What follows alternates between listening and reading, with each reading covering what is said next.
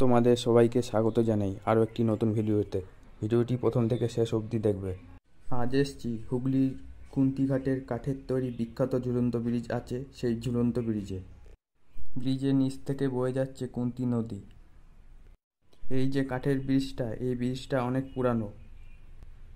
এই ব্রিজটির মাঝে কোনো রকম সাপোর্ট নেই। ব্রিজটির দুধারে আছে বড় পিলার।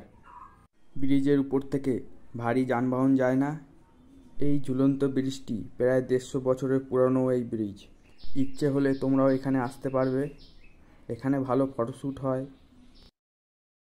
এই যে কাঠের ব্রিজটা, এটি নবাব সিরাজউদ্দৌলার আমলে তৈরি হয়েছে। এই ব্রিজটির তলায় কোনো রকম কিন্তু সাপোর্ট নেই, তাই এটির নাম ঝুলন্ত ব্রিজ। এটি কুন্তিঘাটের একটি নামকরা ব্রিজ। ইচ্ছে হলে তোমরাও এখানে আসতে পারো, ফটোশ্যুট করতে পারো, ভিডিও করতে পারো। খুব সুন্দর জায়গা। দেখতে থাকো, সঙ্গে থাকো সৌরভ ঘোষ 2.0। কেউ যদি ট্রেনে করে এই ব্রিজ দেখতে আসতে চাও, হাওড়া থেকে আসলে কাটোয়া লোকাল ধরবে, আর কাটোয়া থেকে আসলে ব্যান্ডেল লোকাল ধরলেই আসতে পারবে। কুন্তিঘাট স্টেশন থেকে নেমে টোটো বা অটো করে আসতে 15 থেকে 20 মিনিট লাগবে।